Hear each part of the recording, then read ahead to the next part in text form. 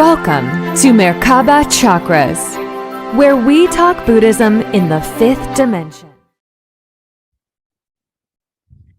Welcome to another podcast episode of Merkaba Chakras. I'm your host, Vaughn Galt, and today we go into the origin of souls, or in Buddhism, we would call it the spiritual emptiness of God's consciousness itself. And my guest today is Slovakian radio broadcaster Joseph Simkovic, who is the author of Toward the Ultimate Source, Planning for the Afterlife, and How to Kiss the Universe. So with that, Joseph, welcome to Merkaba Chakras. Oh, welcome, Juan. I like that upbeat attitude and joyful approach. If everybody would be like that, maybe this planet would be a better place. Well, we're going to talk about that. We're going to talk about that. Thank you for inviting me. I was genuinely surprised, and congratulations to your podcast, YouTube, your books, and also artistry, which is just incredible for me. Can you tell me, how did you find me? Can I ask you this question? Yes, of course. I found you through your books. Oh, okay. So I here at Merkaba Chakras, I mean, I'm an author myself, and I've done many podcasts, book interviews, and I wanted to provide a platform to interview all of my favorite metaphysical book authors, ones that maybe people aren't so familiar with, that have really great content, and introduce them to a whole nother world of these genres. And I came across your books, and I really enjoyed the material, and I said, oh, I want to see if I could interview Joseph. So before we dig into your wonderful books and what you offer, can you please tell us your story for how you even got into this? Because it's not normal. Okay. First, I would react a little bit to your introduction. I am actually American journalist in Slovak language. Voice of America is United States government-supported agency who broadcast in many different languages, and one of them is Lao. I was working as a journalist for about 12 and a half years, and then another 12 years I was working as broadcasting engineer. That is my original education. And I work with Lao people, and I like they are very laid back and cool people. I really like that. And then also one of my favorite movies is Gran Torino, about Mampico. And by just synchronicity, not just coincidence, yesterday New York Times had a full page about Lao cuisine, about specifically Hmong cuisine, about chefs and food and everything. So I think we have a lot of common. We both came from countries with restricted regimes, with repressive regimes, and we build up our lives here with our own dedication, and that's what I have feeling that is really tying us together. I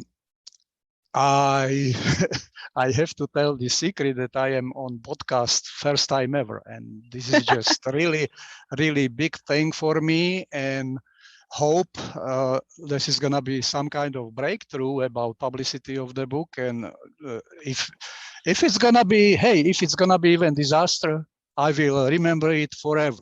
It's gonna be really deep in my heart. So well, thank you, Joseph, for having your first podcast book interview be with Merkaba Chakras. So you started. So you came from. I will continue now with your question. I was born and grew up in Slovakia village, in Western Slovakia, and I was growing up as a poor boy, and I always thought there is something more for me somewhere, right? I'm not gonna stay here with this poor people. And I went luckily through high school and college, and have had my quite good job. But I would say, I could not breathe there, so I decided to emigrate. And not just that, I was listening to the Voice of America, and I told myself, "Hey, I'm going to leave from here. I'm gonna take my family, and I'm gonna work in that radio." So in that sense, it was for me just when I did that, it was my life dream, and I thought it was my life dream. That's what I was supposed to do. Come to the United States and talk about freedom and American values and about everything back to my former motherland. And this is just past now. I don't want to go deep in how it happened, how we left, and all of that. But then what happened? I had questions like everybody has: so who we are, what are we doing here, where we came from, are we here only for once, or are we coming here more time? What's going to happen after we die, and all of that. And I was trying to find answers for these questions through science fiction literature, because that was the only one who in our country, our former country, Slovakia or Czechoslovakia, kind of escaped censors. You had to read between the lines, and then you really realize that there is something more out there than just what official government was telling you. So I escaped on a second try. First time we tried to leave in 1984 through Yugoslavia. At the time, still Yugoslavia did exist. And then in 1986, we went through again through Yugoslavia to Austria and got here. And I was making my living 4 years in New York as an electrician, because my education, my original education is I am a radio electronic engineer with equivalent of master's degree. And I also studied programming in postgraduate in Prague, in Czech Republic. And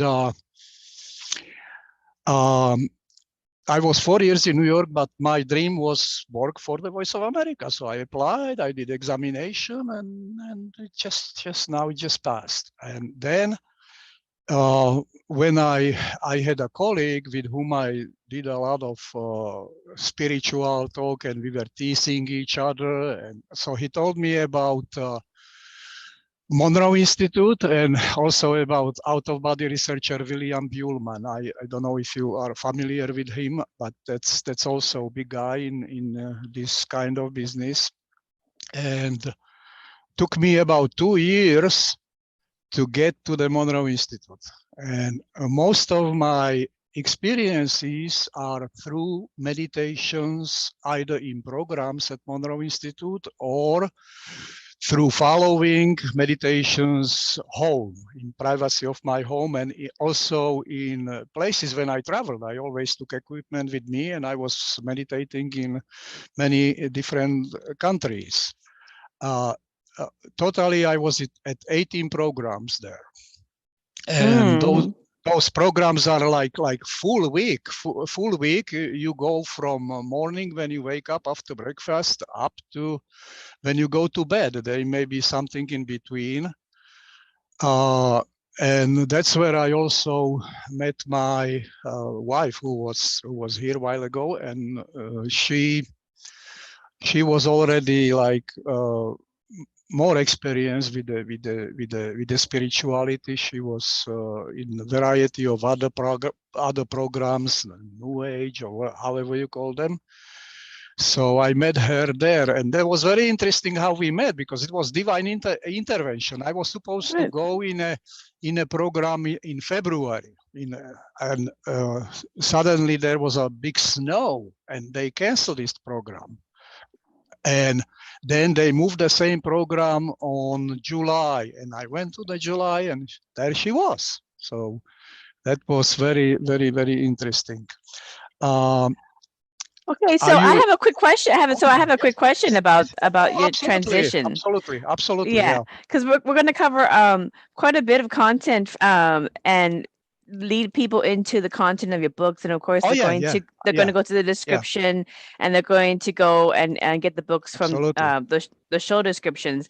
But the question I have for you is I find this recurring theme that in some of my book authors that I interview about the various metaphysical topics that they discuss about Yeah. consciousness and our direct connection to consciousness of what you would call the Lord or God or whatever you want to call that consciousness, what I find is the common theme in terms of the background is there's a lot of political asylums or political refugees that come into the United States, like myself, like yourself, Hmm. acclimate, build our lives here, and then at some point in our life, we end up either writing books or doing speaking engagements or some kind of communication vessel where we speak about consciousness and Yes. kind of blow the whole box of religion out the window and just blow it up like it's part of everything and everything is it. So and I find that a recurring theme that continues to go on. So I'm not really sure if it is consciousness itself that's bringing all these different people into the same area to have these discussions about spirituality and metaphysics and kind of like bring that from the United States into the rest of the world, because a lot of the communication, especially with the internet, comes from the United States. Well, definitely it is because after all, we are all interconnected, right? Consciousness is one. There is a chapter in my book about one and many, how consciousness is one. Consciousness creates everything. Man, name does not matter. God, source, because what I found, sometimes people at new age functions, whatever they are, they have problem to call it God. When they hear God, they want to run away. And the other way, if you would talk to religious people, they don't like word source. Source, what is source? That is a God, right? Or They say, universe. Universe. They don't like that yeah, yeah, yeah, yeah. They universe like too. they like to say, "Oh, universe did this for me. Universe is there. Universe, Uh-huh. universe, right?" Yeah. So I think the other reason might be that there is especially over here in South in United States, the fundamentalist religions have big power, right? Mm. People don't want to hear anything else. If you my experience is when I try to speak with them, they would say, "Oh, I don't want to talk that. That's either devilish, right? Or I don't want to hear that. Just they don't even tell you why, right? And then there is the other side. This reflects division in our society right now. What's going on, right? We are losing eligibility to talk to one to another in civilized, loving way, right? So I think that's why refugees are maybe inclined a little more to go into these topics. Yeah, that's a very good So, point. I can definitely see and understand that logic that when it comes to political refugees, reassimilating and then just kind of getting mm-hmm. into their life, that they they have less of a barrier to touch the taboo topics about Exactly, about exactly. Yeah, yeah, consciousness being yeah, being yeah, us being yeah, versions of God, yeah, one of many versions of God, yeah. all is one, experiencing as all.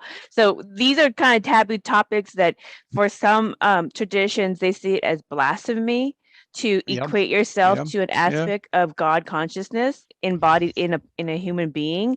So so these topics can be tabooed, and so for a lot of these book authors that I've come across that have um these like refugee political asylum, some kind of political upheaval and background that brought them Yeah. to where they are Oh, in their yeah, life, yeah, they just go for it because they got nothing to lose. They're like, well, I've already been there, might as well yeah, just yeah, break yeah, open the taboo yeah, topics. So yeah, yeah. Yeah, I can The, understand it. Let's talk about some of these taboo the, topics. it's I would just add to it that often it's fear, because we are conditioned. Almost everybody on the planet is conditioned in particular way, right? We are in boxes literally, and then boxes don't want to talk.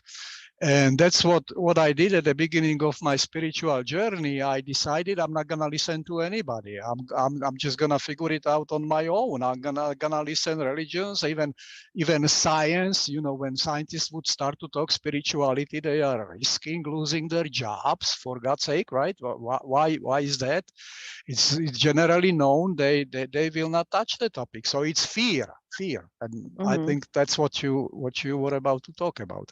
Well, let's talk about these fears. So what are the common, in your work that's in both of your books, what are the common fears that people have about life? Let's start with life. They have certain fears in life. What are the common ones you found?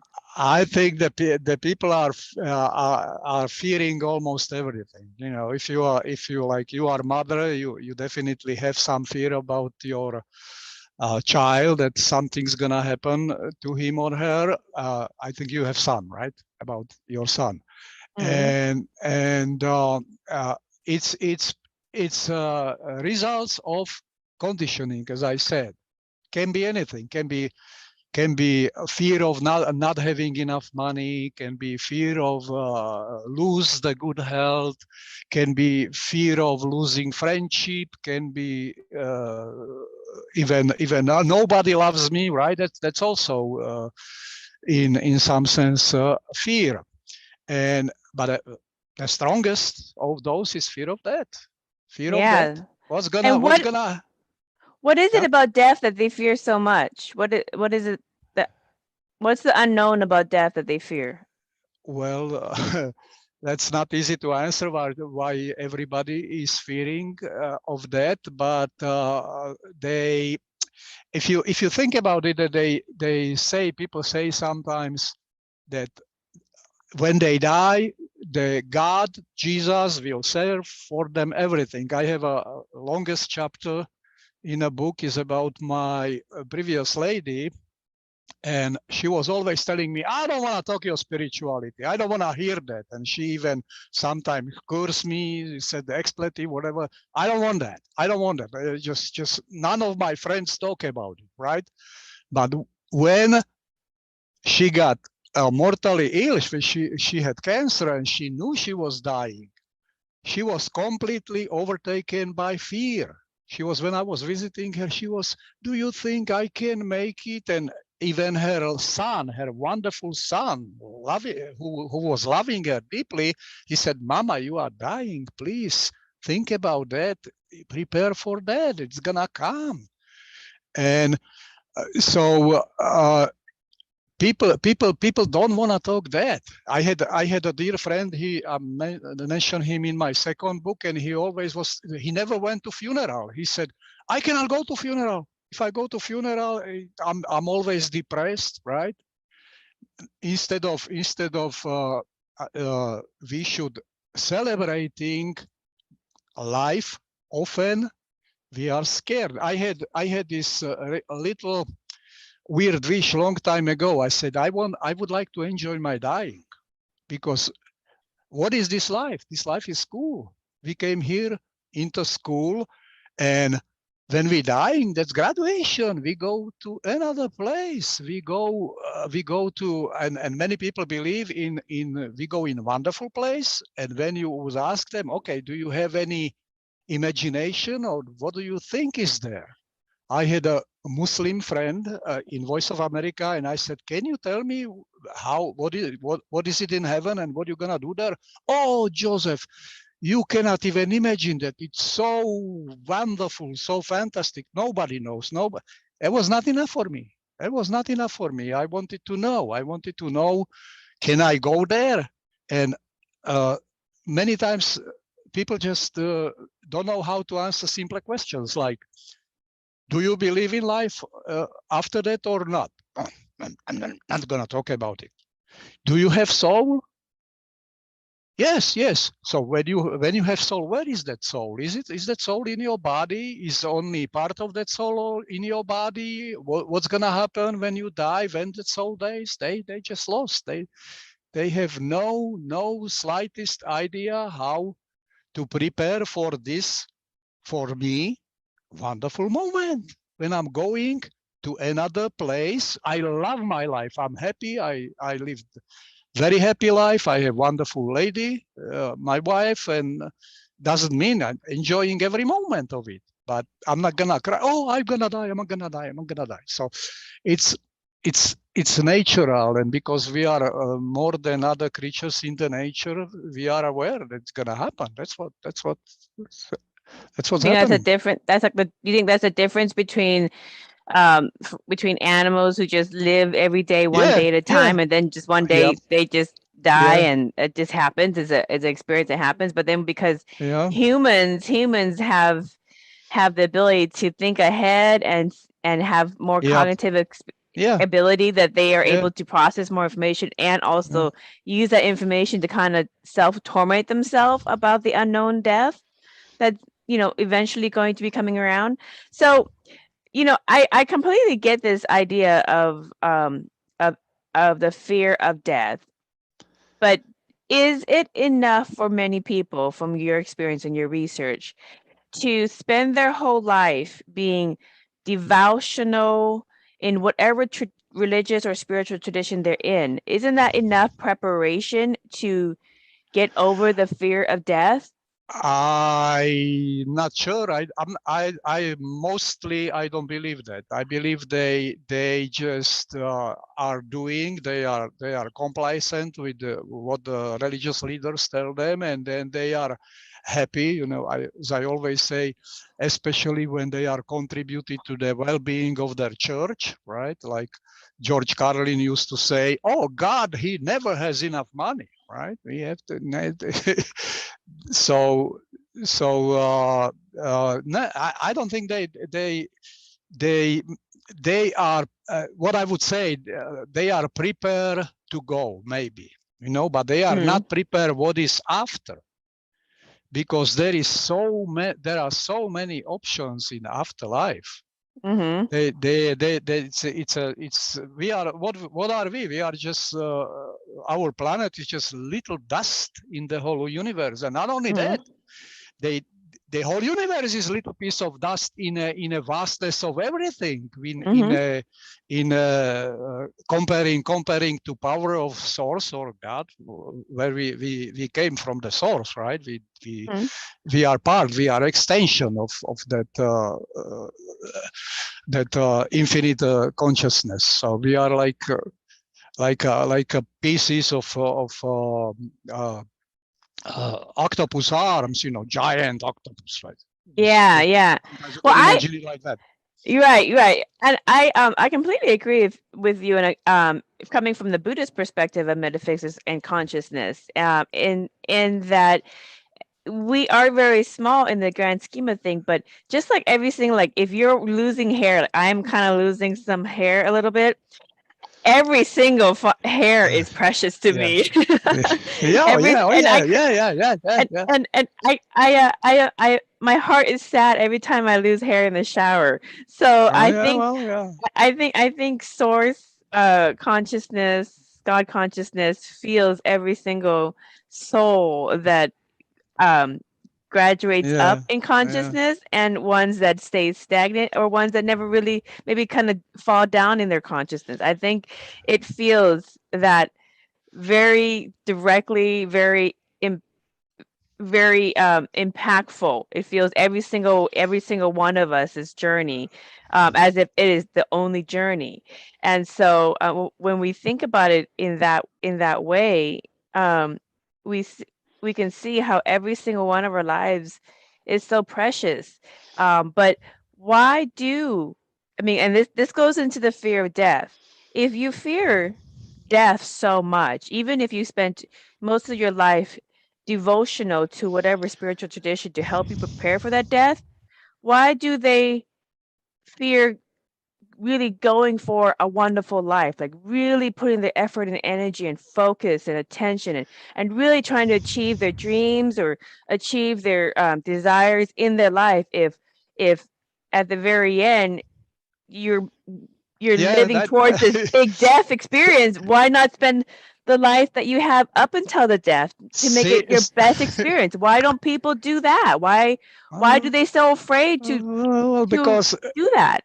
maybe in Buddhism is it a little bit better, because every religion deals differently with death and dying, right? In Buddhism you have reincarnation, Hinduism as a normal thing. Christianity took it out. Jesus was talking about Mhm. reincarnation. Nicaea Council took it out. Hey, and also our Western civilization here in United States and Europe is not different. We are more almost entirely about material things. Get more money, get more gadgets, get more clothes, right? Mhm. And many people think that I.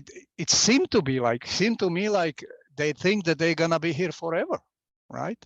Even when they are old, when most people already are dying, they still think they can be here. They are stories of famous people who were screaming, "Hey, I give you all money, everybody, for one more year life," right? Mm. So it's probably a lot of that is uh, a lot of that is from that conditioning, and Conditioning. that's why Christianity took it out. I mean, oh, this is only one. This is only life you have, and you better behave, right? You better behave, and Yeah. we will tell you how to behave. You have to do what we say. So. Oh, yeah, yeah. I completely get that. That whether it's certain religions or certain cultures have conditioning as well.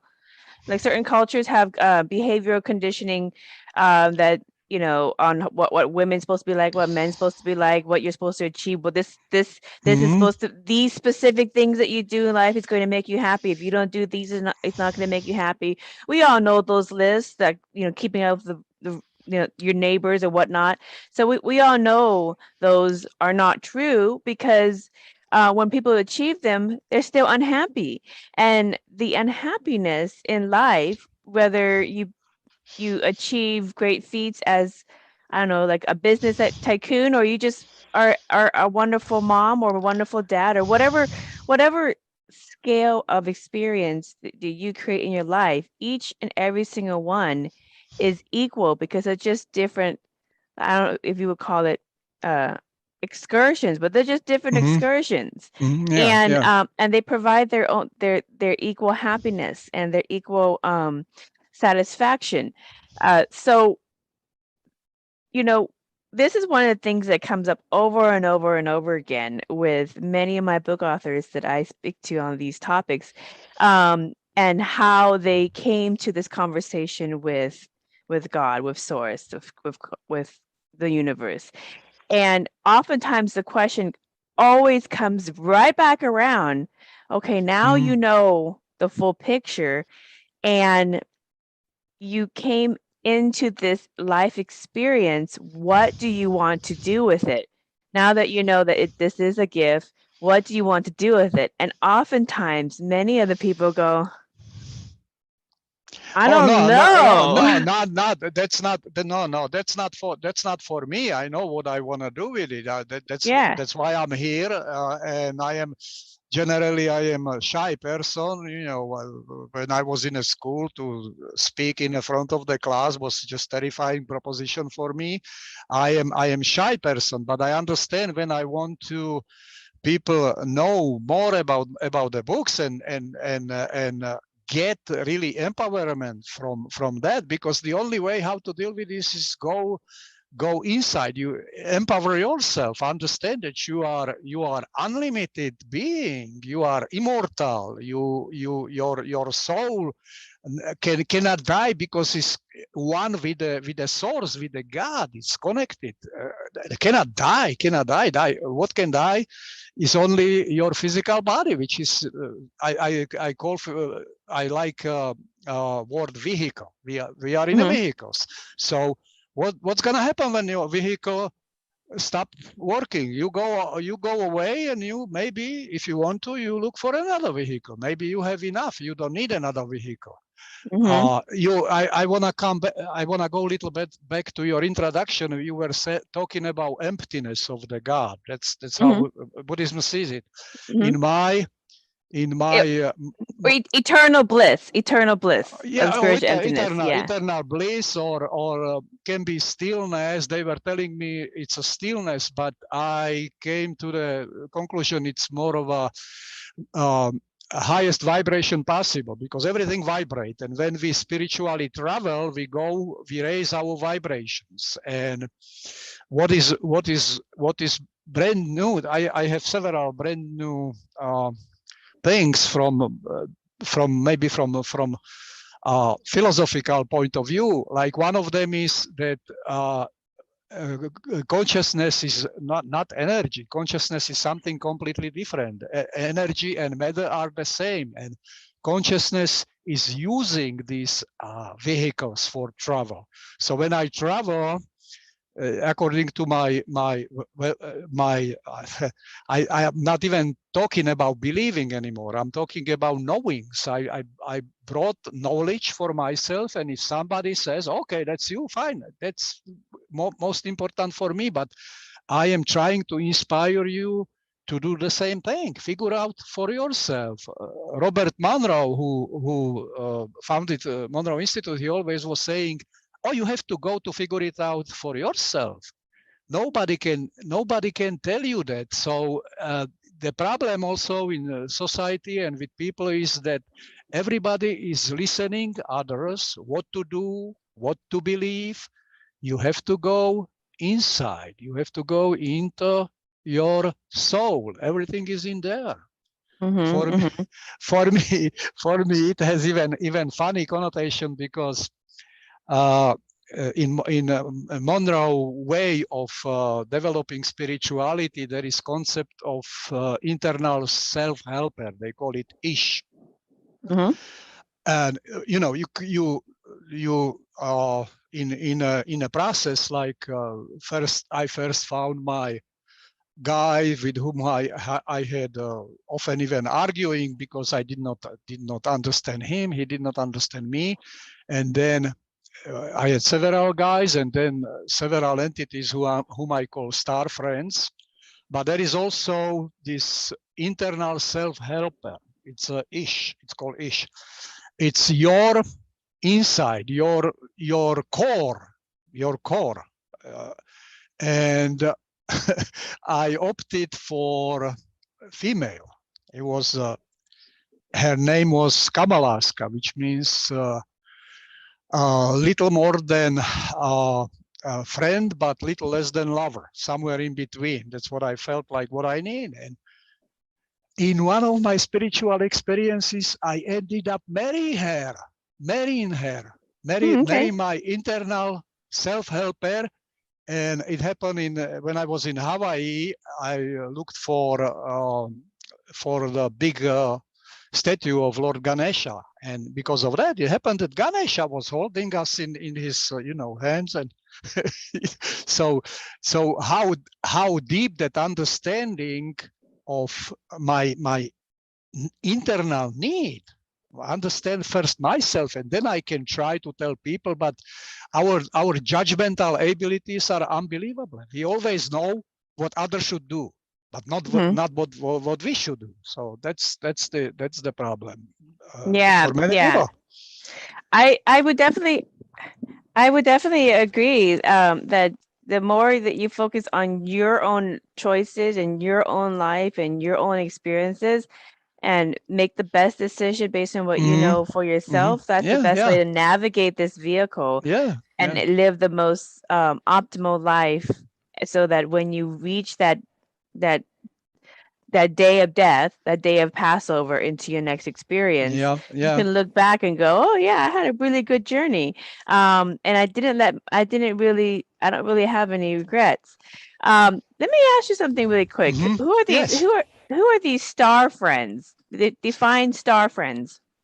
Uh, Star friends are, say the Monroe Institute system has, Robert Monroe developed these vibrational levels, and he calls them focus levels. They are like focus 10, 12, whatever, all the way up. And I uh, I found out at the end of the second book, I found out focus levels which are not even described anywhere in their courses, their literature. So these star friends are beyond what he calls Earth life system. Earth life system is composed of, like, people often talk about lower astral plane, and then they are that's where souls go when they are kind of disoriented. And psychics will tell you that people who didn't cross over yet, they are stuck around here, they are kind of vegetative stay there. And then higher above that are belief system territories. Those are areas of consciousness where people affiliated with particular beliefs are like, when like this lady I was mentioned, she always was telling me, "Oh, Jesus will show me the way when I die," right? uh, where people with they are as many heavens in these territories as beliefs, because people, there is law of attraction, people go there where they had friends, when they had the best experiences from over here. Then above that is another level where people who want to prepare for conscious reincarnation, not just wild. They can have particular plan what they're gonna do, but they are still earthbound. And all of this is we call earth life system. And beyond Hmm. earth life system, then they are spiritual beings on higher and very high vibrations. Those many of them, they just come to look. They are not getting too close, because when they got too close, they incarnate, and then they have their life troubles, and also some pleasures, right? But they can get stuck. And Okay, so so let me so ask you. so so so those stars friends are beyond the Earth life system. They are outside Okay, outside of Earth. Yeah. okay. So in let me get this straight. So star friends is what you call um spirit spiritual beings that almost to the level of archangels and above, right? Yes. What Yes. we Yes. call what humans would Yeah. call Yeah. Yeah. angels Exactly. and archangels Exactly. and above. Okay, Exactly. Exactly. because the understanding, and they have this in all traditions and spiritual traditions, of these very high frequency entities. They're not Yeah. negative, very, very high Yeah. positive Yeah. Yeah. entities Yeah. Yeah. that are beyond the physical realm of Yeah. incarnation or Exactly. reincarnation. So, but they are just Uh, as curious about the lower levels, if you want to. It's all the same existence, yeah. but they Yeah. are Yeah. Yeah. curious Yes. Yes. about Yes. these Yes. physical Yes. levels just as much Yeah. as we are curious about what goes Uh, on for them. I would say Why don't they want to come down here to these levels? some of them, like one of them, he incarnated, and he was always based these advices and our conversations. He liked to remind me often, "Oh, he told you, somebody else told you that, but I was incarnated, I know what it is," right? Mhm. And I would just kind of clarify that Earth life system is not just physical, it's also souls which are still earthbound. They wanna come back. They wanna come back. And these angels, we can talk about angels that because that's what they are on different levels. They operate between Earth life system and source, right? Some of them are uh, very close to God, and the other thing is that we don't understand that communication can be telepathic, right?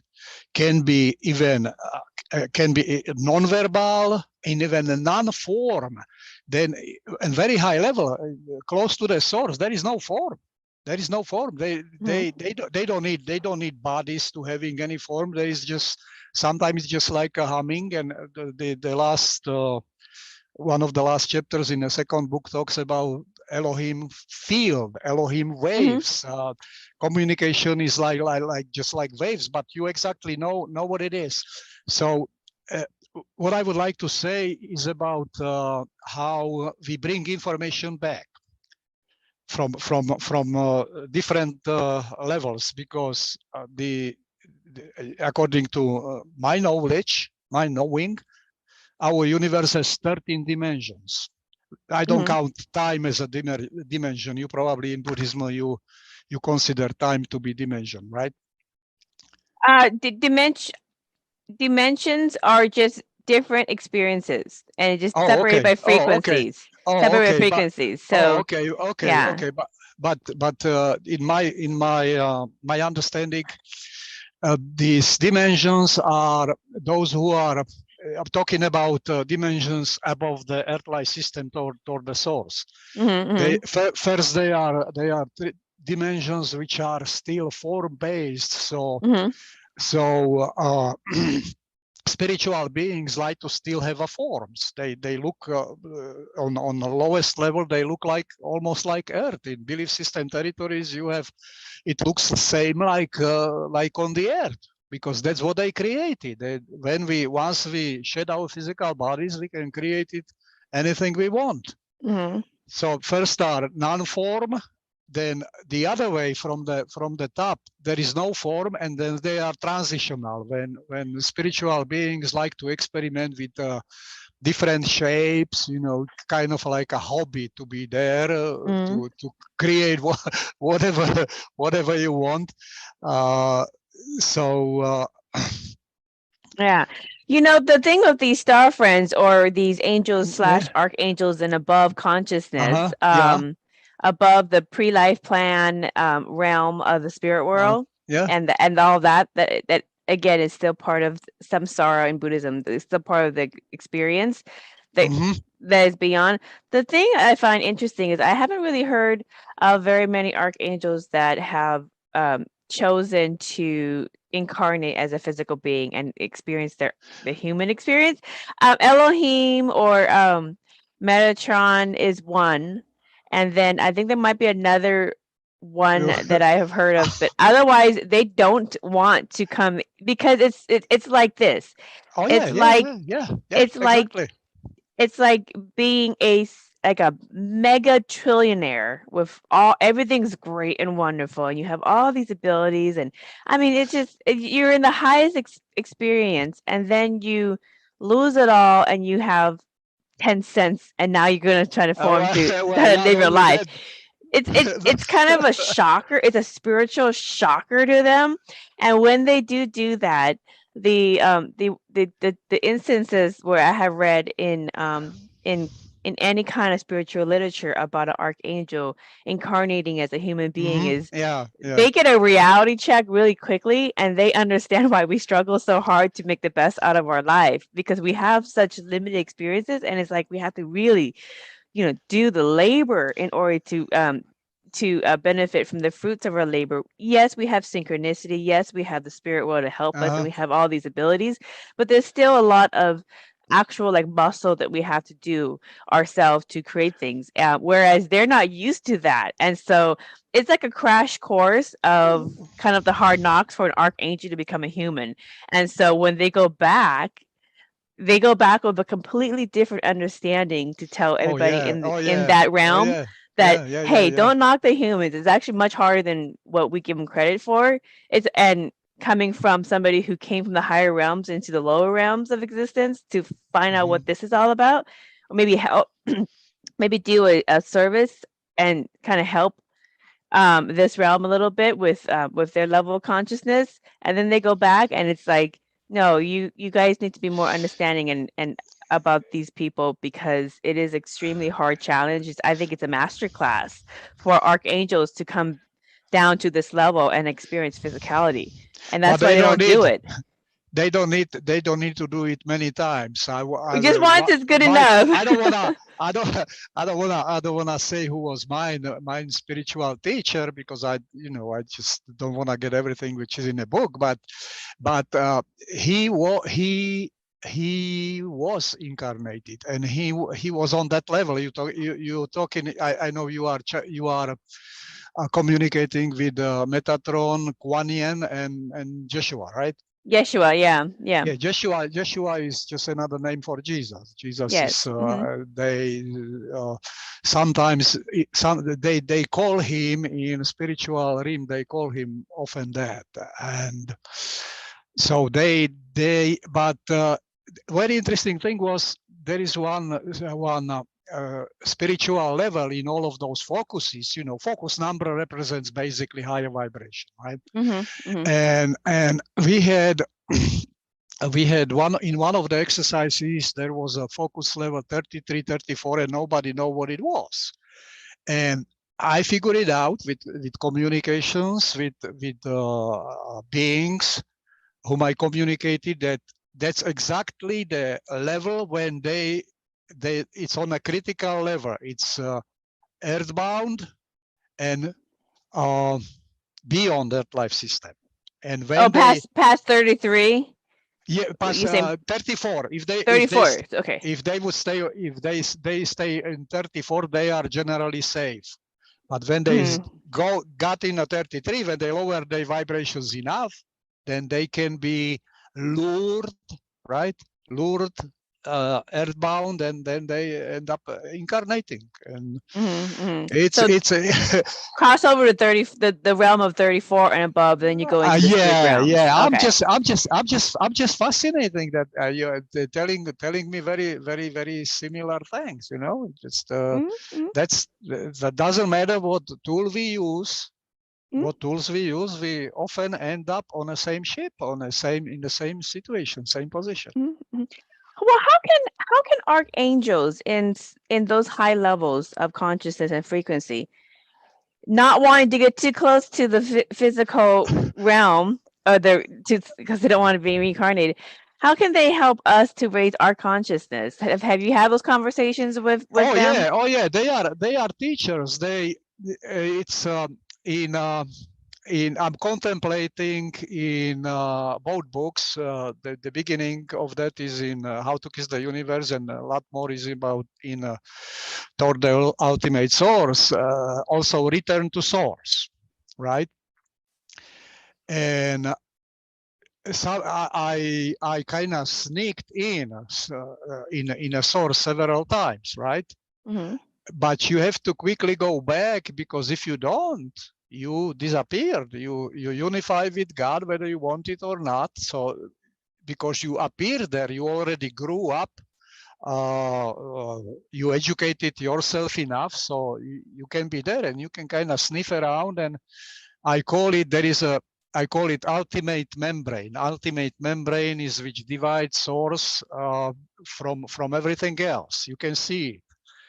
And then or skin of God, ultimate membrane or skin of God. And the process of creation is executed from the source by process which I call bubbling. Okay. And bubbles, and when you are there, it's a perception. You kind of you might see, you might not see it, but you know what's going on there. And these bubbles are bubbles of universes. You have they come in now, they disappear because there is no time there, right? So you just see them come and go. And And Real quick, so Joseph. yeah. So, I want to make a distinction here because I know in many spiritual traditions, when you understand sacred geometry and how things are created, everything forms in bubbles. Like an aura field forms in Oh yeah, bubbles, our yeah. Oh yeah, oh consciousness yeah, is in yeah, yeah, bubbles. Everything, like all the matter in the universe eventually comes in together and forms a like dust particles. They come yeah. together and Absolutely. they eventually form a bubble, and then they just kind of move around. So everything eventually forms into a bubble. That's a natural energetic state of everything. So, are there universes that are like, or planets that are flat in Uh, those higher realities? I Because I did not. No, I did not. are they all bubbles? I was focusing on figure it out in our universe, but they are bubbles. They are Air bubbles, and bubbles. and Yeah. and they can overlap. When they overlap, then you have parallel universes, right? When you are that overlapping part of the bubble, Hmm. then you are in parallel universe. So. Right. Yeah, I just wanted to get that because some people when they get into the spiritual metaphysics, and they hear everything's a bubble. That's usually how the nature forms universes and planets and everything else is in a bubble. That kind of throws some people off because they don't want to or can't understand or subscribe to the bubble. But um, It's everything in maybe creation follows the same yeah. rules in It's terms how maybe it creates. it's maybe bubbles or maybe vibrations. I kind of it's Yeah. still what it says. The one of the originally that was Robert Monroe idea when he said there is no beginning, there is no end, there is only motion. Everything is in a Yeah. motion, and motion is either bubbles all over or vibrations, right? Right. Right. And so Right. And vortexes, because I see the image of the book Toward the Ultimate Source yeah, behind you, and you have this beautiful book cover of a vortex, and this it reminds me again that even vortexes, that which is the center of all energy, vortexes come up yeah, and back yeah. around in a bubble. So there's no the vortexes don't come up and stop and jagged or anything That's else. So I call the place. It's a Stargate. I call place of entry into source stargates, and there are zillions of these targets. Everybody has targets. We just have to discover it and find a way how we can get there. So that's a opening. That's an opening into source, which you can pick. You are allowed to pick there a little bit, but as I said, you can. My archangels friends, they were telling me, I tried to go there, but I couldn't. I was not ready. Even they are not ready still back home, because Elohim. You mentioned what Elohim. Who Elohims are? These highest angels close to God, where they are in. As I said, in completely non-form environment, just kind of humming and and they're not even ready to go and reintegrate with source. no, Why not? surprisingly not, because they want to be teachers. They They want want to more help people. experiences. They Okay. feel for us. They are compassionate. They want to help people. They want to help not just people, but they teach also spiritual beings, because you mentioned sacred geometry. I my word for that, which is probably going to be similar. I saw some of those circles you in one of your other presentations when you were interviewed by. It's for me, it's a divine structure of consciousness, which is like here three hierarchical structure, where we are like that. We are structured. We don't have. Do you know silver cord, right? Silver cord between your feet. It's not just one. It's just not one. Silver cord goes to your higher vibrational vehicle, and more and more and more, and you are kind of like a tree. And it was very interesting when I had meditation. It was it was, I remember, it was on a ship on the sea in France. I had meditation where my best teacher was explaining me, and your consciousness, that's your, the structure is your, and you move it like a spider on a web. You just going on, and we call them, I call them the higher self, and then higher self, and so on, up all the way up to ultimate self, which is right under the skin of God, and next to the ultimate membrane. So Joseph, the thing that I keep getting from what you're saying is that there's really no end to the eternal experience of being conscious, or individually, and also at any point when you integrate with the whole, and with source. There's really no end. I mean, you can go from here to here to here, so there's really no end. So the whole point is really to stop focusing on the end and just experience what is present right now, because there's really no end. Even the archangels don't have an end, because they get to the point and they're like, no, I cannot. No. Those whom I met, for me, I have. There is also where this angels or Elohim, when they reside, is places of unconditional love. They are like our place where we wanna go with my wife when we die. Is like, but it's not matter or energy. It's unconditional love. It's a cylinder where we can reside, where we can live as an angels. Right. And I still, I'm several times in a book, I contemplate whether I go there or whether I really go to the source, because it doesn't, for me, it doesn't mean when archangels doesn't go there. Well, maybe I can, maybe I want to go there. Okay, so let me ask you this, because I don't really get very many conversations where I get to talk about the archangel realm. So we're gonna kind of dive even further into the ultimate source. So I understand the concept of, and this is what I asked in my mind as well, like for the archangels and the archangel realms beyond the life cycle in any kind of incarnation, which is plentiful. We can incarnate as humans on Earth, in other planes, in other universes, anywhere. The catalog of excursions is immense. Even if we don't want to be physical for the experiences, we can choose to have experiences in a spirit plane and be life planners and be, it's endless, the experience. And then you go beyond the experience of samsara, which is the life and death and coming back, life and death, whatever. And you go further into the archangel realms of higher consciousness. But even in the archangel realms, it is the love.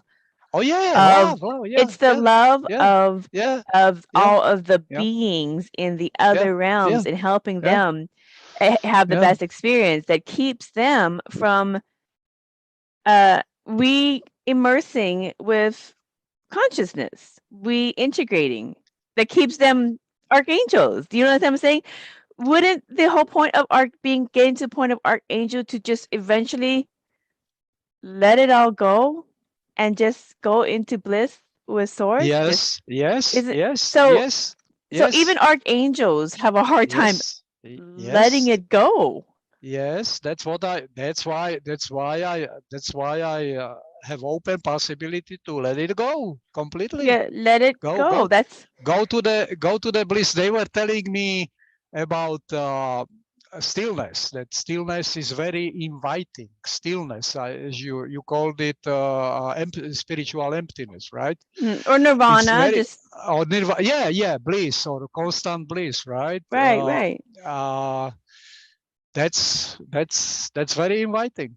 like like I always say, when the spiritual beings kind of sniffing around the 33, 34 level, and some of them who incarnated before, and they for whatever reason they came back to the close to the earth vibrationally, and I always say that they remember booze, fried chicken, and sex, right? That Ah, they remember. It's great. It's good, right? Right. I yeah, I yeah. want to go there, but they forgot about The other stuff. knee hurting, head hurting, right? About Yeah, physical pain, the physical hunt, pain. hunting for the food, paying mortgage, and all of that. So they forgot Mm, about that. So yeah. it's just, that's why this needs to be really individual choice, because Hmm. nobody can tell you what you should do, how you should treat your soul, right? Your body. Nobody should tell you that. It's everybody's choice, and that's why I call my book inspirational on the first place. I'm not telling anybody how it is. This is not Right. about how it is. This is what happened to me. And when they would say, "Oh, it was just in your brain," or they will even talk about hallucinations. Well, you tell me when you will try to have experiences, whether it's like that. It's Yeah, absolute. yeah. It's a true for me. Not even, as I said, believe. It's knowing. I know that because it happened to me. And the best way, James Rayfield and Celestine Prophecy, he said it very, very simply in one sentence: experience is evidence. Yeah, that's true. You know, you make a really good point in that even in the spiritual realms, when you go even as high as archangels and above, even in the spiritual realms, there is risk of losing all of that grandeur and all of Yeah. those Oh, abilities yeah. and all of Well, those yeah. wonderfulness that, Oh, yeah. Oh, there's yeah. Oh, yeah. there's and that individuality and your Yeah. experiences and your Yeah. journey, Yeah. there's risk involved even to Yeah. stay behind and not integrate with source as an Mhm. archangel, and there's also risk for archangels to get close to the samsara experience, the life cycle of physicality, and get closer to that spirit realm. There's risk of, coming back here and also experiencing the various aspects of being physical, like you said, the suffering, Mhm. the survival, Yeah. and there's also the Yeah. good stuff as Yeah. well. So the same uh concept rings true in spiritual circles, even in these higher dimensions. Where there is risk, there must be choice. Oh, yeah. Period. Yeah. Oh, yeah. Period. Yeah. Oh, yeah. Yeah. Whatever you Choice. Yeah. do, Yeah. Yeah. wherever Yeah. there's risk, there Absolutely. must be choice, and no one should um have a say otherwise, because even in Exactly. spiritual circles, even for archangel, there's risk of losing their archangelness. Okay, Oh, and yeah. and Yeah. that's a big fall, quote quote fall, that many don't want to do. Well, we came here exactly the same way. We came from the source, and we were on higher and then lower vibrational levels. We got here, and when we wanna go back, we have to go through the whole process backwards, It's vibrationally almost, up, yeah, vibrationally up. Joseph. It's almost like we're all fallen angels. Oh, yeah, we are.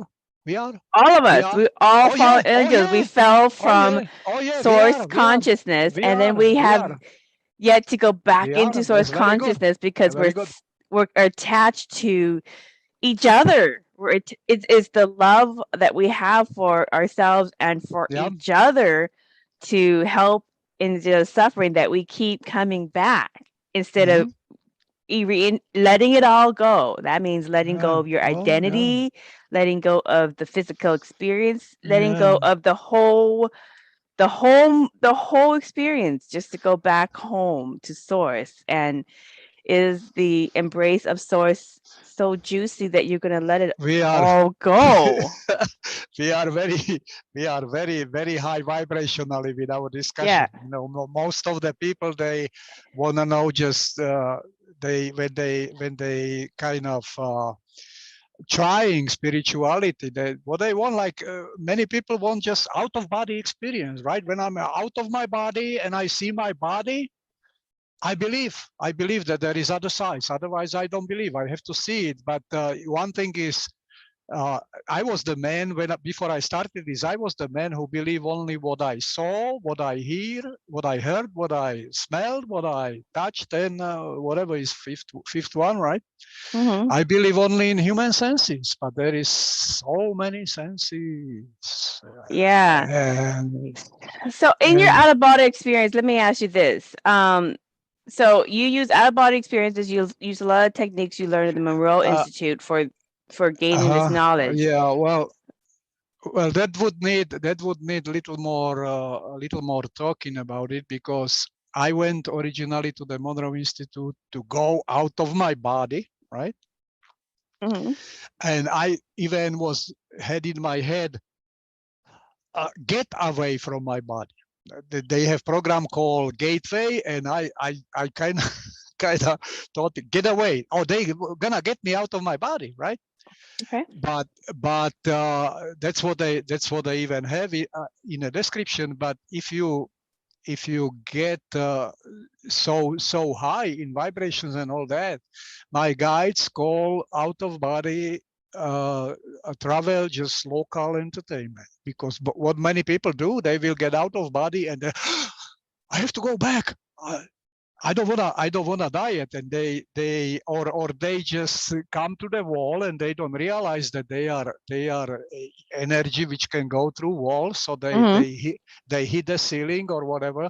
So that's why I have it was not in the first book, but I put all of this in a chapter out of body in my second book, when I trying to explain people, don't be obsessed with this, because there is much more than that. There is much Mm-hmm. more than that. There is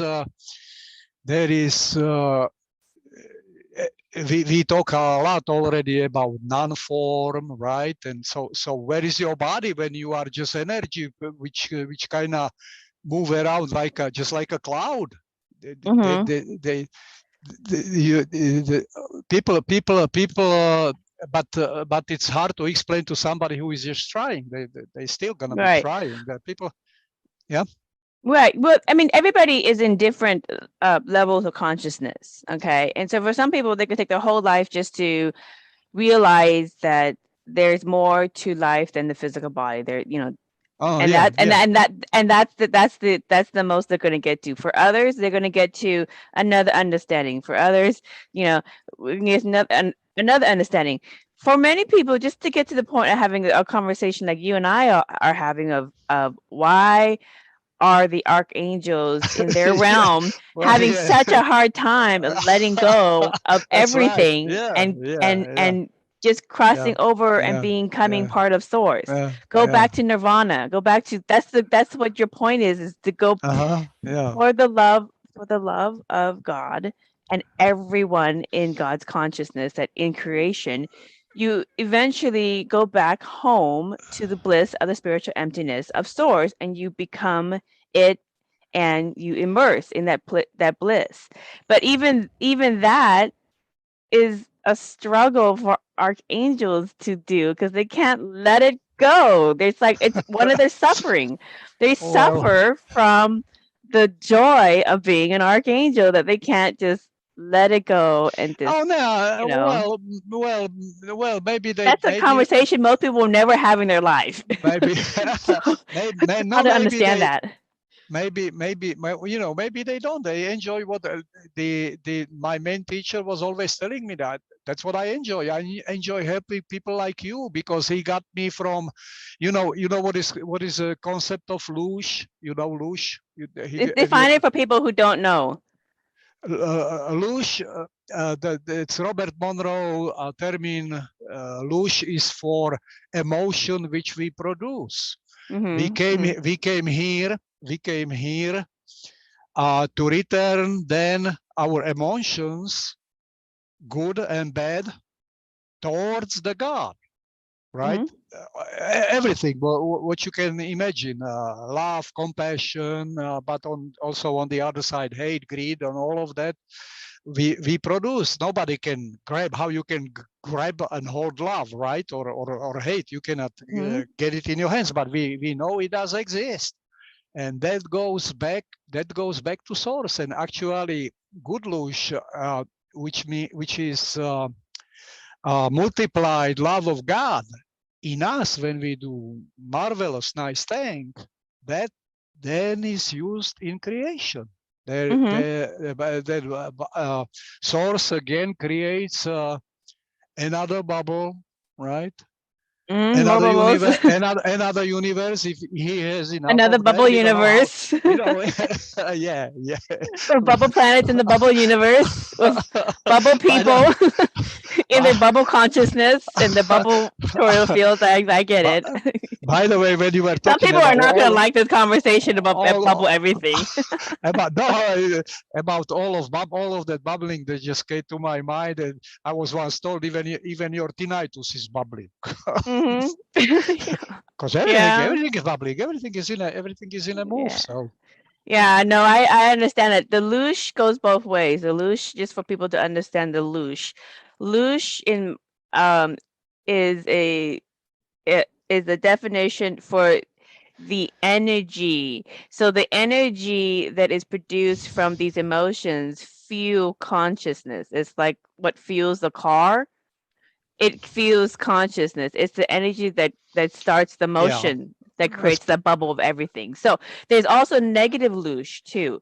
Some yeah, beings, because everything is allowed to exist in yeah, God's yeah, consciousness because yeah, of yeah, polarity, but some beings just don't really want the positive stuff. They yeah, enjoy yeah, the negative yeah, stuff yeah, for yeah, whatever yeah, their yeah, own reasons. yeah. Uh, and I get that, but they feed off of the negative loosh. So you Well, being in constant fear yeah, feeds yeah, that yeah. loosh. Yeah, as I explained in Lush is the Lush is uh, gift. It's a gift from God, and also our return back to God for the gift of creation, that we are here and we can exist. But there is so much traffic about Lush on internet, which is bad. But many people are talking like, oh, Lush is that without because Robert Monroe left it kind of in a foggy terms. You know, he had a lot of things are foggy in his book, not clear what it is, and I'm trying to explain it in my books in normal human language, simple. I try to my book would be read by not just spiritually excited people, right? But anybody. By the way, there is a at the end of the book is a glossary. It's a glossary which explain all terminus which are in a book. So everything is explaining there. So, but many people on the internet are talking about Lush like, oh, that's what we have to produce for alien beings who are created us. They keep us like in a farm, right? Let me ask you about that. A lot of Let me them is ask you in, about that. yeah. Yeah. Okay. So I want to ask about this because you bring this up. Okay, because there is a belief system that some people have that. Okay, and I want your opinion on this. That these aliens are going to come and get 144,000 special humans and take them to Yeah, well, to their spaceship, and then they're going to be happily ever after. Um, Hopefully you're one of the 144,000 special people that's going to be taken in, because these aliens are the ones that created us. Now, I understand that there is some alien folklore, especially in Buddhism as well, of ancestry, but they did not create us. It is consciousness that creates form. And then there's also a carriation of form through, having yeah, children and yeah, birth. And so yeah, there's that level. But yeah. what is your thought on that concept of aliens being the I, creator I, of everything? can be. I thought a little bit that way too, but then I realized that aliens, when people talk about aliens, when you have all UFO agenda, and now they have even a new name for it, they mostly talk about spirit, about physical beings from another planets, and maybe some lower astral entities and on low level of beyond physical. That's what I think. Mm. Uh, and in my understanding, I early on in a book uh, I had perception of Mm. Mhm. Mhm. guardians who terraformed the earth, who created livable condition on our planet, and then first plants, and then Robert Monroe called them mobile units. Mobile units, all bacteria, animals, and everything, and then sentient beings, us. So So just they, talking levels of experiences, levels of yeah, creation. yeah, Okay. yeah, yeah, yeah, So yeah, yeah. just like when parents come Uh, together and uh, they create a family and they create that family yeah, yeah, experience for their yeah. life, Oh yeah, oh yeah. there's there's civilizations that come together to create civilizations within certain Yep. planets and universes. And then there's also levels of spiritual entities that create that help the souls to create their experience for the lower levels, Yep. and then it Yeah, goes yeah, all the yeah, way up to yeah, the yeah, archangel yeah, level. Okay, so yeah, just there's yeah, levels of it. Okay, yeah, so I get yeah. it. Well, and the other universes, our universe has 13 dimensions, and then those bubbles, they have different number of dimensions. Hmm. Hmm. Every they according to intention of the source, what the source want to accomplish, experiment with, they can have 25 dimensions. They are also universes with no dimensions, which means no perception of the space, and they are beings who live there and they are happy. I describe one of visits in one of the chapters in the second book to such an universe, right? Where they Yeah. where the only ruler of that planet is able to create space for himself. You know, Yeah, yeah. You so know, the the okay. the thing about out of body experiences that I've found is out of body experience is very much tied to remote viewing because you are remote viewing different experiences. But um, I've done out of body experience before, where I'm basically flying and going to all these different locales in the world and just Yeah, basically just yeah, traveling. yeah, And then all evening and into the night came by, and then I finally woke up, and it's like, oh, I'm forgetting about my body. I have to feed my body. I have to eventually come back into my body because yeah, I yeah, need that yeah, body to still yeah, yeah, yeah, function. yeah, yeah, So yeah, yeah. then, so the, so what I found for myself when it comes to out of body experiences that there's a balance because you still have to take care of your body Oh so it yeah, can oh yeah, function, so you yeah, can like yeah. live your life. So there's a Oh balance yeah. to that. Well, Um, but when you're doing that and when you're doing remote viewing, and you're getting really into all these different experiences and all these conversations with different beings, whether it's archangels or aliens or whatever the thing is, how can people balance their metaphysical hobbies and pursuits with their it life here? it somehow it works by itself. That's what I would chase. If you Okay. if you if you have spiritual experiences, you suddenly become more happier, compassionate, open-minded. It all comes with that. There is Yeah. no magic secret. There is a hard work, like with everything else. I was doing my meditations, getting up early in the morning often, and still working at the Voice of America. I got at 3 o'clock in the morning. I had a dream. I worked a lot of with the dreams, and I usually followed my dreams with the meditation, because I know it was message, because they giving us these messages in our dreams, That's our true. spiritual friends, right? So Yeah. I always went. But regarding remote viewing, I also have chapter about remote viewing because I took course of remote viewing and I did quite well, but I didn't. That was not my focus.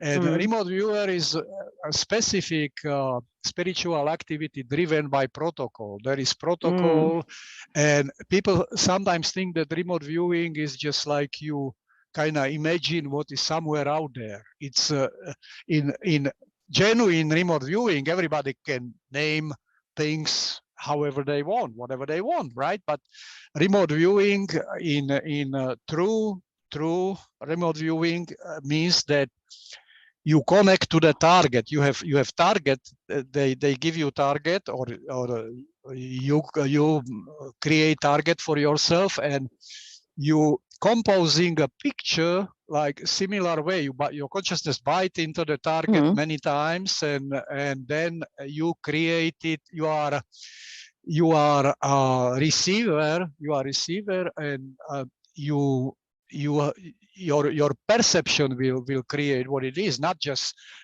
okay, I see that. I hear it often on radio shows when they say, oh, I will remote view now.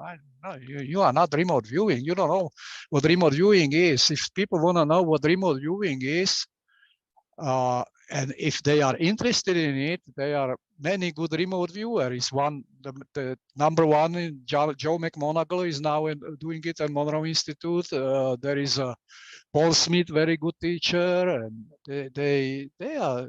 It's not so easy as people think. It's also very hard, elaborate work, and mainly protocol. How you do it. Even the way of me going into altered state, I also do protocol. I call it Monroe protocol, and I describe in the first book what it is. It's a how you get from the physical. It's about 5 stages, right? But how you get from physical into altered state. For me, knowing that I am in altered state, I am not here, as Robert Monroe always was saying, I am there. It's here or there, right? Beyond physical. When I now because I am trained, I put headphones of Hemisync, which Hemisync is the binaural beat which Monroe Institute is using. I put headphones on my head, and I'm few seconds and I'm going, right? But because I know I train myself to do that, right? So, but when I know I am not there, and it's happened very often.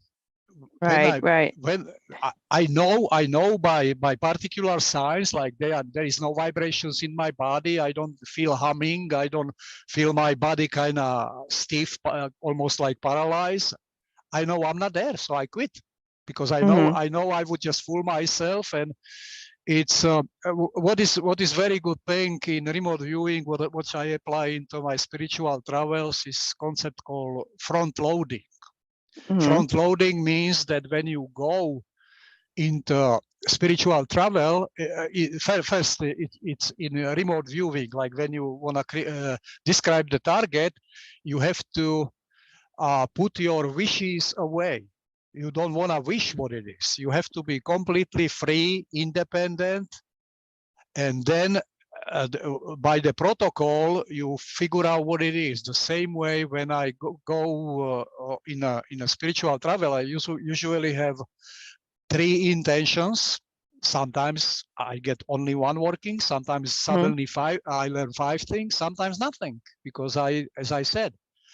So if I know that I am not there, I'm not continuing. So right. Well, Joseph, let me ask you this: in terms of these different travels of dimensions within our consciousness, what would you say is the last physical dimension, like physical dimension, and then everything else becomes ethereal dimensions? Oh, that is just us. Then they are form. They are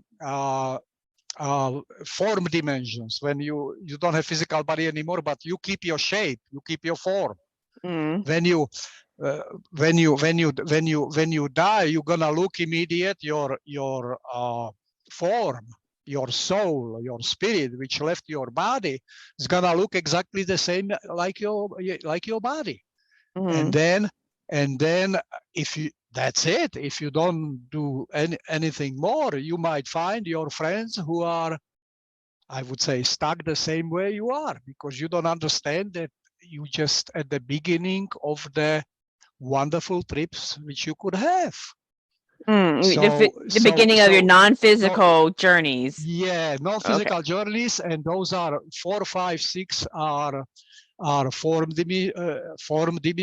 dimensions where you keep 4, the 5, form. 6. Mm. Yeah, Oh, even the 7. sixth dimension? The sixth Oh dimension too, yeah, huh? yeah. What's It's more loose. 7. Well, it's what's the different. But difference between the fifth and the sixth dimension of consciousness? Since you're saying that sixth uh, dimension is also physical form. well, that it's just those forms are a little less dense. Oh, okay, a little more fluid. Yeah. There is, for example, there is very interesting chapter in the first book is about spiritual children. You know, they are people are fantasizing about children, and they creating those forms, and those children do exist in a spiritual world. They do. Their forms are there, and they can even communicate because they are constantly connected with our physical bodies, and so it's unlimited possibilities about everything over there. It's just Right. like my friend Bill Buellman used to say, universe is quite crowded. Right. But also Quite crowded. Right? it's quite crowded. It's quite crowded where all the activity is, but there's a lot of Yeah. space in between because everybody wants to go where all the action is. They are all around us. We just don't see them. They are all Yeah. around us. They are in your room, your friends. They are Uh, watching you and following your conversations and what you're saying and everything. well, sometimes I kind of I want to have my ignorance of feeling like I have my own space. So even if I feel or hear something, Send I them say away. yeah, Send them away. privacy, please, privacy. but you know, because Yeah. it's not for me. I like my privacy. I like my space. I don't like my I don't like crowdedness. I don't like people Of just kind of course, getting into my business. So yeah. it's the same thing goes for spirituality. So just Yeah. because Oh you have the yeah. ability as a sixth sense to be able to perceive more dimensions and more realities doesn't mean that you want to be able to be multidimensional all the time. Yeah. So, but All the time, people just don't understand how powerful we are. When you encounter bad entities, so you just have to send them away. You just have to tell them, get out of me, go away, and they will disappear. Well, yeah, because you're the master of your own dominion, and they have no control over that. Yeah. But people think that they don't have the mastery of their dominion and consciousness and mastery of their own reality, and so they think they are victim to these other beings. But if you put those lower consciousness beings, what we would call demons or entities or whatever you want to call them, into a physical body, I'm sure most people would basically, if they had to fight it out, they would basically get, they would try to overpower and say, this is my limit. Don't do this. I don't like this. But for some reason, because they don't have a physical body, they let them torment them. Yeah. Because they're not very powerful or empowered in their consciousness. So let me ask you this. Now you bring up a good thing about lower beings, because they all exist as well. Everything is allowed to exist. So for me, these other beings communicate in dreams, and oftentimes in my dreams I'm like, okay, I am open to whatever higher or above, for the best experience. But sometimes, very few, but sometimes I will get a dream where it's very lucid, very real, like I am physically present with a lower consciousness being. Now, and they try to scare me. Now, even in my consciousness, I know the whole grand scheme of it. So oftentimes, I'm like, okay, I enjoy my dreams. I enjoy sleeping, and I enjoy having these wonderful experiences in my dreams. And you just intruded in my dreams. So I will give them a lecture on consciousness. Yeah. And That's it the would way. That's the bore, way. yeah, and it would oftentimes I would get two experiences from these lower level demons that visit the dream sometimes. They would either go, "Oh, you're just no fun. You're just no fun," and they would move on Yeah, oh yeah, they have a, because they have a, this is not the one. That just this is not fun. So they'll move on because this is they have because a they good sense of humor. Both good yeah entities and bad entities. yeah They can attack badly. Describe several attacks in my books on several well, places. right And right they they are not connected to divine structure of hmm consciousness anymore. They are kind of like loose garbage between spiritual beings who keep their connections all the way up to the through variety, through levels of the spiritual chords and dimensions, all the way up to the source.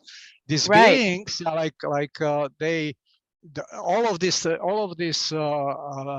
entities like Lucifer or whatever even yeah devil, Satan, whatever they are as I was told once, there is because religions they say, oh, Satan is fighting with God, right? Uh, there is no opposite of God.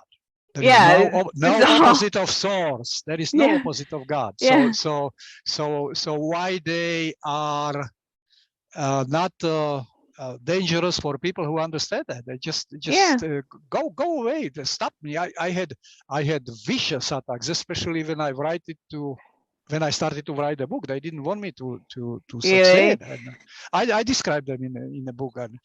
yeah And yeah you know so for me just for people who are like I know some of the viewers are gonna be like okay so if you get a dream about a demon who's trying to torture you what do you do. This is what I typically do. I almost have the lecture is a quick lecture. I almost have it memorized. You've lost your way from source because of one thing or another. Totally understandable. Nobody's judging you. However, you are still within consciousness and you are still within the embrace of source because you exist.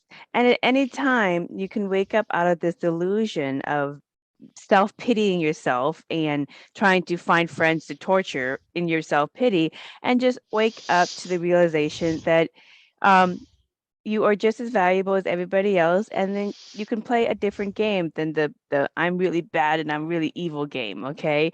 yeah, yeah. Because So it's because it's very short because there's nothing there. It's just a more destruction, more pain and harmony, and there's only so far that can you can go, but you can always go up. And aren't you bored of that at some point? Don't you want to go up? well, you usually what I would do, I usually am attack in a dreams, and then I go to meditation and I solve Mm, the issue in a meditation. So, okay, so that's your but they strategy? can, yeah, Yeah, yeah, yeah. yeah, Just tell them, and they will not appear anymore, but others might yeah. come again. So there is Well, a plenty of them. see, yeah, see now here's the other thing that here's the other strategy that I do, and then we'll close out this conversation about having Okay. conversations with demons. What I do is when I really lazy or with the because oftentimes they're like, oh, I want to hear it. I say, um, stop what you're doing and tune into that spiritual that energy of the universe, that energy of the universe that is beaming through and keeping you Mm, conscious, yeah, keeping me conscious, keeping everybody conscious. That energy of the universe is source itself, and that energy has unlimited love for all of its creations. And it loves you so much it even allow you to be lost into yeah, your pittiness yeah. if you I want know, to. I But know. touch that touch and grasp that source and do you see how much love it has for everybody? And then they're like, and then in my dream, they're like, oh my God. It's almost like they realized they had a heart all of a sudden and it just started pumping. And then they're just like, and then they just run away. They're like, oh my God, what am I supposed to do with Oh, myself now? And so they run away. And then some of their friends might come through and then they'll have the same conversation. and then I won't get these dreams for years until Good, some until good, some and wonderful, until wonderful. some lower entity who hasn't who wants to check it Love out. always, Yeah, love always works even in a life. When somebody do you some harm, and the best way is, I don't agree what you did, but I still love you, brother, or I love you, yeah, sister. yeah. Uh, it it's a it's a love. They are also afraid. Many of them, they are afraid of love. I They have yeah. chapter where I found this low life spiritual guy who was trying to fool me that after that I have to go. They have for me job, some kind of uh, star council decided I have to go to Andromeda and I can have plentiful reincarnations there, things like that. And the way I did it, I found him, and he was at this planet where he was slave master. He was there. He was supervising people who were digging something in the ground. They had like roundish faces and kind of curly hair, and uh, when he has kind of like reptilian shape usually. And when he introduced himself to myself, he was like in a karate gi, because I was martial artist, and that way he related to me like he is a friend. And when I found him as a slave master, uh, uh, suddenly, suddenly I cursed him, and he started to go bigger, bigger, bigger, bigger. And then I realized that what you're doing is wrong. You just filling him with hate. And then I said, I love you.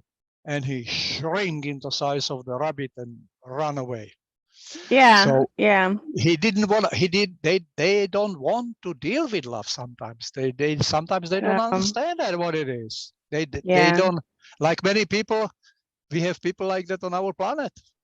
They We don't want, do, they don't we want to be like that. do. We don't we? Yeah. It's the same Yeah. life lessons over and over Ah, again, yeah, yeah, regardless yeah. of which realm, dimension, Yeah, universe, yeah, yeah, planet, or entity yeah, you're in. yeah, It's the same life yeah, lessons. Well, yeah. let me ask you this. I have two more questions, and we'll wrap Okay. up. So, because I know you have a unlimited source of information. So, Well, I yeah, love to, yeah, but yeah, okay, sweetheart. okay. So, just like rainbows spring out of rainstorms and butterflies transform from a cocoon, how can we address our darker sides and human dramas to grow spiritually in this life? Well, as I said already before, we have to get other people to go spiritually inside of themselves, and then spread it further. Try other people. Hmm. I believe in power of individual, and this is the only way, because we can love others when we love ourselves. Yeah. The love is, otherwise it's just empty uh, empty word. And for those who are advanced, they should be teachers. They should be teachers. They should be advisors. The Monroe Institute had a very excellent word, facilitator. So Hmm. when somebody decides, hey, you know, tell me how I can do what you're doing, how I can learn about myself, who I am, what I'm doing, right? Lead them to that, give them advices, but not tell them a priori how it is. Don't tell them you have to do this, you have to do this. No, I suggest you to do this, that. When I was excited and was working with my colleagues at the VOA, I was always, when they ask some questions, like I was already mentioned, do you have a soul? Not. Only one person told me, when I said, what would you say that you can actually talk to that soul, you can visit that part of your soul, which is, what would you tell me? And he said, oh, tell me why.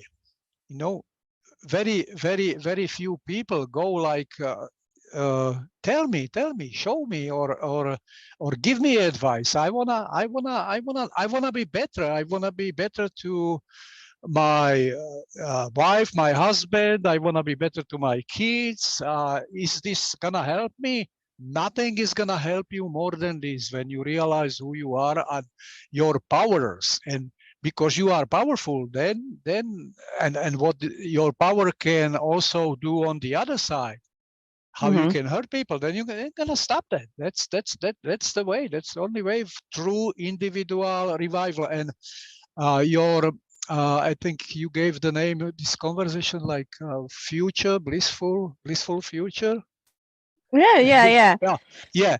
I was one of, because I am very thankful to the whole Monroe Institute, and I was wanted to know what Monroe Institute, how it's gonna end, and I visited it in my travel in the future, to see future toward the end of this century.